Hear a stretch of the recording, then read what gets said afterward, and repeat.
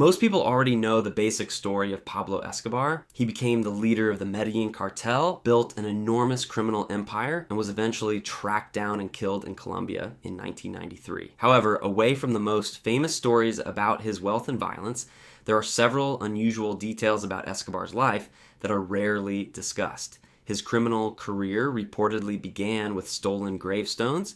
He briefly became a Colombian politician. He constructed his own luxury prison, kept a private zoo, and created an environmental problem that Colombia is still dealing with more than 30 years after his death. When Escobar was young, his life looked very different from the one he would eventually lead. He was born in 1949 and grew up near Medellin. His father was a farmer, while his mother worked as a schoolteacher. Escobar reportedly had ambitions of becoming wealthy from an early age. Some accounts claim that he once told his mother he wanted to become a millionaire before reaching his 20s.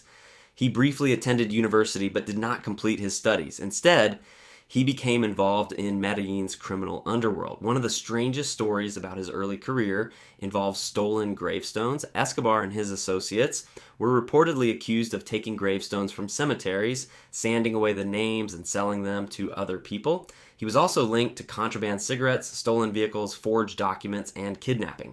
Although some stories from this period are difficult to independently confirm, it is clear that Escobar was already involved in organized crime before entering the cocaine trade.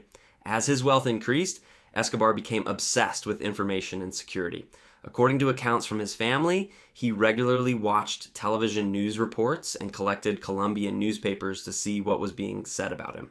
His son later claimed that Escobar would read stories about attacks attributed to the Medellín Cartel and explain which incidents he had ordered and which ones had nothing to do with him.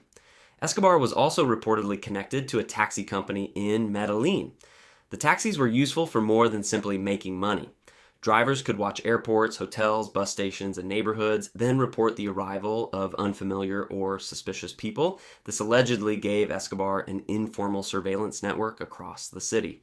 Foreign agents, journalists, rival criminals, and police officers could potentially be spotted before they reached him. Despite becoming one of the world's most powerful criminals, Escobar worked hard to present himself as a supporter of ordinary Colombians. He funded football pitches, lighting systems, community facilities, and housing projects in some of Medellin's poorest areas. His most famous development became known as Barrio Pablo Escobar. Hundreds of homes were constructed for families who had previously lived in extremely poor conditions. For many residents, Escobar appeared to provide support that the Colombian government had failed to offer. This helped create his image as a modern-day Robin Hood. However, his generosity also benefited him. Supporting poor neighborhoods created loyalty, influence, and protection. Residents could warn him about police activity, provide information, or help hide members of his organization. Escobar's charitable work and his criminal power were closely connected. He eventually decided that controlling criminals was not enough. He also wanted political influence. In 1982, Escobar entered Colombia's Congress as an alternate member of the Chamber of Representatives. He appeared at political events dressed as a respectable businessman and continued promoting his image as a community benefactor. Becoming a politician also gave Escobar access to influential people and increased his public legitimacy. However, his political career quickly collapsed. Colombian Justice Minister Rodrigo Lara Bonilla publicly challenged Escobar and exposed his connections to drug trafficking. Evidence also emerged showing that Escobar had previously been arrested in connection with cocaine. Escobar was forced out of Congress, ending his attempt to establish himself as a legitimate political figure. His fear of being extradited to the United States would later influence one of the strangest prison agreements in modern history. In 1991, Escobar agreed to surrender to the Colombian authorities. In return, Colombia guaranteed that he would not be extradited to the United States. Escobar was imprisoned inside a facility known as La Catedral, but it was nothing like a normal prison. The site was built in the mountains overlooking Medellin and had largely been designed according to Escobar's own requirements. It reportedly included a football pitch, a bar, comfortable bedrooms, a games room, and areas where Escobar could entertain guests. The guards were positioned outside the main perimeter, which meant they were effectively protecting Escobar from rival criminals rather than preventing him from escaping. The prison became known by nicknames such as Hotel Escobar and Club Medellin. Escobar continued communicating with members of his organization, holding meetings, and maintaining control over parts of his criminal empire. The arrangement finally collapsed after Escobar was accused of having two former associates killed inside the prison. When the Colombian government attempted to move him to a conventional military facility in July 1992, Escobar escaped. He had spent more than a year living inside a prison that he had largely designed for himself. Escobar's wealth also created problems that most criminals would never experience. His organization received enormous quantities of physical cash, much of which could not safely be deposited into banks. Money was hidden inside buildings, stored in warehouses, placed beneath floors, sealed inside plastic containers, or buried in rural areas. Escobar's brother, Roberto, who worked as one of the cartel's accountants, claimed that the organization spent thousands of dollars each month simply purchasing rubber bands for stacks of money. He also claimed that large amounts of cash were destroyed by water, mold, insects, and rats. These exact figures have never been independently verified, but the cartel genuinely handled so much physical money that storing it became a major operation. One famous family story claims that Escobar once burned approximately $2 million in cash while hiding from the authorities. Boy, according to his son, Escobar's daughter had become extremely cold while the family was sheltering in the mountains.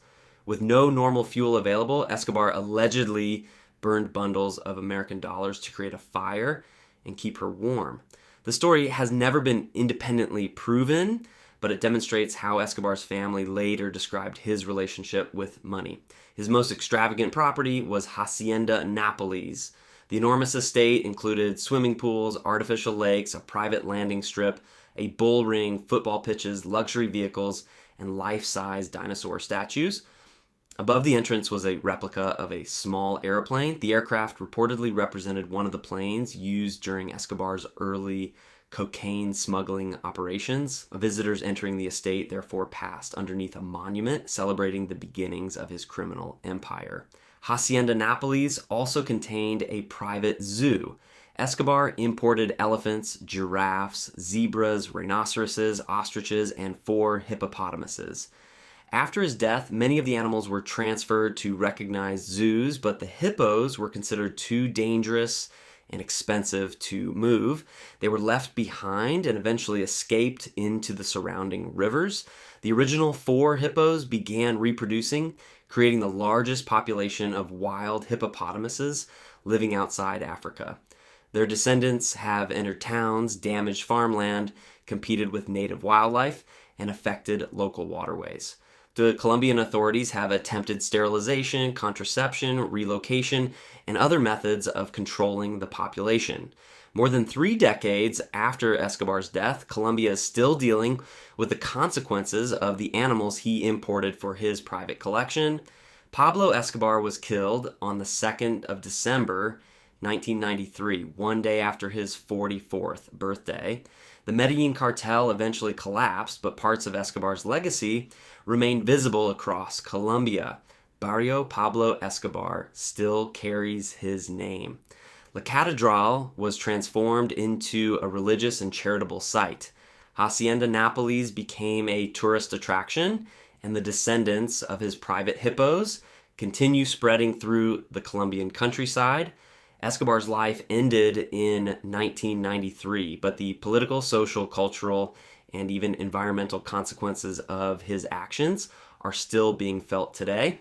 This has been Comic Book Cases. Thanks for joining us on today's deep dive into the lesser known facts about Pablo Escobar. If you enjoyed the video, please like and subscribe, comment below, and let us know what you thought of these lesser known facts about Pablo Escobar. Stay curious, and we'll catch you on the next video.